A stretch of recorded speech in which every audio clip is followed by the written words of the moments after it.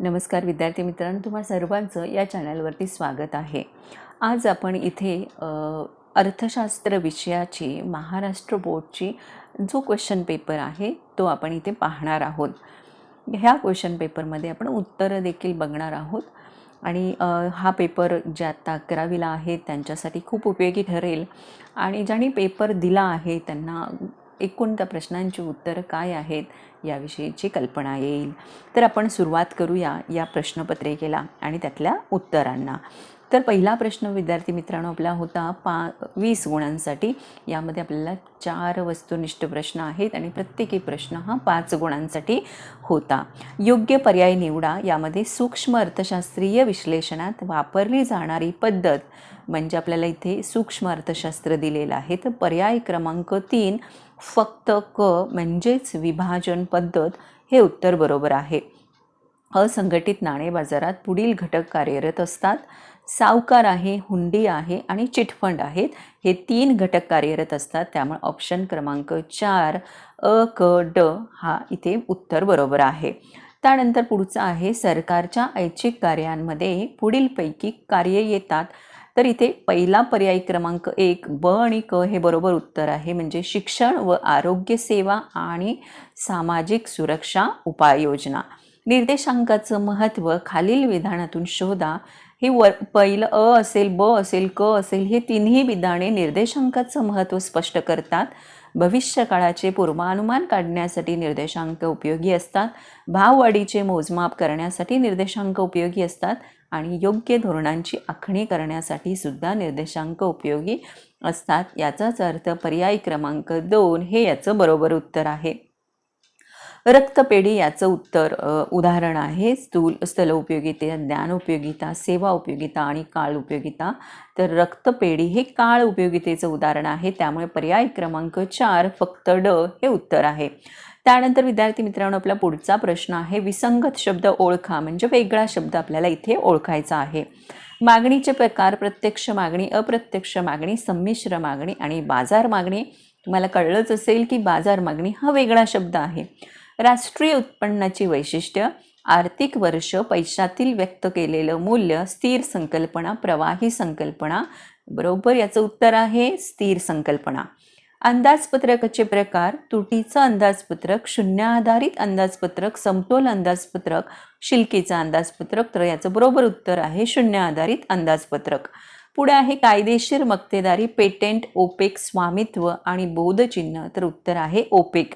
वित्तीय मालमत्ता, रोखे, भूमी, सरकारी रोखे आणि व्युत्पन्न रोखे म्हणजे डेरिव्हेटिव्ह्ज। तर उत्तर आहे भूमी।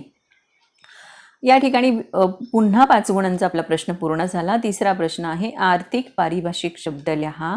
किंमत स्थिर असताना इतर घटकातील अनुकूल बदलाचा परिणाम म्हणून जेव्हा मागणी वाढते तेव्हा त्यास मागणीतील वाढ असे म्हणतात। मागणीनुसार पैसे काढल्या जाणाऱ्या ठेवी म्हणजे मागणी ठेवी आहेत। एकाच वस्तू व सेवेसाठी वेगवेगळ्या ग्राहकांना वेगवेगळ्या किमती आकारणे म्हणजे मूल्यभेद होय। एका जादा नगसंख्येचं उत्पादन केल्यानंतर एकूण खर्चात होणारी निव्वळ वाढ म्हणजे सीमांत खर्च होय। सीमांत खर्च याचं उत्तर आहे। फक्त उत्पन्न बदलाचा परिणाम म्हणून मागणीत घडून येणारा बदल म्हणजे उत्पन्न लवचिकता होय। सहसंबंध पूर्ण करा। सर्वसाधारण समतोल स्थूल अर्थशास्त्र आणि आंशिक समतोल हे सूक्ष्म अर्थशास्त्राचं आहे। उत्पादन पद्धत यालाच मालसाठा पद्धत असं म्हणतात। उत्पन्न पद्धत घटक पद्धत। रूप उपयोगिता म्हणजे फर्निचर आहे। सेवा उपयोगिता म्हणजे डॉक्टर आहे। त्यानंतर संपूर्ण लवचिक मागणी ईडी बरोबर अल्फा आहे आणि उत्तर आहे संपूर्ण अलवचिक मागणी म्हणजे ईडी बरोबर 0 आहे।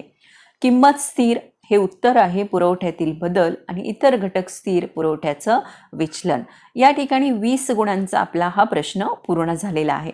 त्यानंतर प्रश्न दुसरा आहे खालील उदाहरणांच्या आधारे संकल्पना ओळखून ती स्पष्ट करा। मनीषाने वही पेनचा वापर करून निबंध लेखनाची गरज पूर्ण केली। या ठिकाणी संकल्पना आहे उपयोगिता आणि उपयोगिता म्हणजे वस्तूमधील मानवी गरज पूर्ण करण्याची क्षमता होय। तर हा आपला 2 गुणांसाठीचा प्रश्न आहे। संकल्पनेसाठी आपल्याला 1 गुण मिळणार आहे आणि उत्तरासाठी 1 गुण मिळणार आहे. दुसरा पहा, रघुचे वडील त्याचे पैसे देशातील आणि देशाबाहेरील एकत्र समभाग आणि कर्ज अशा दोन्ही दीर्घ मुदतीच्या निधीच्या बाजारपेठेत गुंतवतात. याची संकल्पना आहे भांडवल बाजार आणि दीर्घ मुदतीसाठी भांडवल बाजार ही महत्त्वाची संकल्पना आहे. कोरोना महामारीच्या काळात मास्क वापरणं सक्तीचं केल्याने मास्क तयार करणाऱ्या कारखान्यातील श्रमिकांची मागणी वाढली. यामध्ये संकल्पना आहे अप्रत्यक्ष मागणी आणि इथे आपण मागणीचा हा दुसरा प्रकार आहे. जो उत्पादन घटकांना मागणी केली जाते ती अप्रत्यक्ष मागणी असते. महाराष्ट्राने पंजाबकडून गहू खरेदी केला. संकल्पना आहे अंतर्गत व्यापार. जागृतीला राज्य सरकारकडून दरमहा 5,000 निवृत्ती वेतन मिळते. हस्तांतरित उत्पन्न ही संकल्पना या ठिकाणी आहे. त्यानंतर फरक स्पष्ट करा. आवर्ती ठेव, मुदत ठेव, एकूण उपयोगिता, सीमांत उपयोगिता, संपूर्ण लवचिक मागणी आणि संपूर्ण अलवचिक मागणी, किंमत निर्देशांक, संख्यात्मक निर्देशांक, अंतर्गत कर्ज आणि बाह्य कर्ज. प्रश्न तिसरा, खालील प्रश्नांची उत्तरे लिहा. मागणीचे कोणतेही 4 प्रकार स्पष्ट करा. प्रत्यक्ष मागणी, अप्रत्यक्ष मागणी, संमिश्र मागणी, स्पर्धात्मक मागणी असे तुम्ही 4 प्रकार लिहू शकता. भारतातील भांडवल बाजारासमोरील कोणत्याही 4 समस्या लिहा. वित्तीय घोटाळे असतील, अंतस्थ माहितीगार असतील किंवा अनेक सारे आपल्याला इथे समस्या सांगता येतील. उपयोगितेची कोणतेही 4 वैशिष्ट्ये स्पष्ट करा. उपयोगिता ही व्यक्तिनिष्ठ संकल्पना आहे, सापेक्ष संकल्पना आहे, नैतिकदृष्ट्या तटस्थ असते, मागणीचा आधार आहे, गरजेच्या तीव्रतेवर अवलंबून असते. असे अनेक 8-9 वैशिष्ट्ये तुम्हाला या उपयोगितेची सांगता येतील. सार्वजनिक खर्चात वाढ होण्याची कोणतीही 4 कारणे स्पष्ट करा.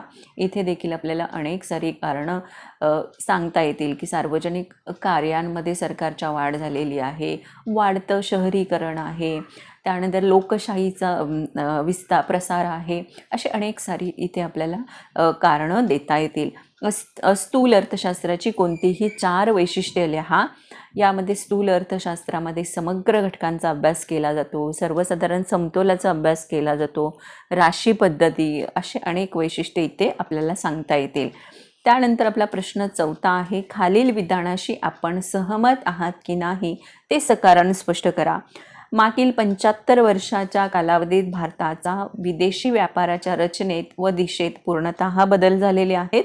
तर आपण या विधानाशी सहमत आहोत, कारण आकारमान मूल्यात वाढ झालेली आहे, निर्यात वाढलेली आहे, असे अनेक प्रकारचे कारण आपल्याला इथे सांगता येतील. स्थूल अर्थशास्त्र हे सूक्ष्म अर्थशास्त्रापेक्षा वेगळं आहे, सहमत आहे. किंमतकर्ता हे मक्तेदारी बाजाराचं एकमेव वैशिष्ट्य आहे, असहमत आहोत. या सर्व प्रश्नांची उत्तरं तुम्हाला डिटेल या व्हिडिओच्या प्लेलिस्टमध्ये मिळतील. आपण त्या ठिकाणी सर्व उत्तरं आणि प्रश्न याचे व्हिडिओ बनवलेले आहेत. करेत्तर उत्पन्नाचे अनेक स्रोत आहेत, सहमत आहोत. निर्देशांकाचे अनेक प्रकार आहेत, सहमत आहोत. तर या ठिकाणी या व्हिडिओमध्ये आपण 1 ते 4 प्रश्न आणि त्यांची उत्तरं अभ्यासलेली आहेत. व्हिडिओ खूप मोठा होतो आहे, म्हणून आपण उरलेला प्रश्न 5वा आणि 6वा हे दोन्ही प्रश्न पुढच्या व्हिडिओमध्ये आपण बघणार आहोत. विद्यार्थी मित्रांनो, हा व्हिडिओ तुम्हाला अतिशय महत्त्वपूर्ण ठरेल यात शंकाच नाही. आणि व्हिडिओ आवडला तर नक्की लाईक करा, चॅनलला सबस्क्राईब करा. आणि या काही महिन्यांमध्ये अनेक सारे विद्यार्थी आपल्या चॅनलशी जोडले गेलेले आहेत. त्या सर्वांना मनापासून धन्यवाद. अर्थशास्त्र या विषयातील अनेक साऱ्या संकल्पना तुम्हाला या चॅनलच्या प्लेलिस्टमध्ये अभ्यासाकरता मिळतील. कोणत्याही स्पर्धात्मक परीक्षा असतील, बँकिंगच्या परीक्षा असतील, त्याच्यासाठी सुद्धा अर्थशास्त्र हा विषय अतिशय उपयोगी आहे. आणि त्या दृष्टीने आपण अनेक सारे व्हिडिओ या चॅनलवरती बनवलेले आहेत. तर तुम्ही नक्की ते व्हिडिओसुद्धा पहा. धन्यवाद.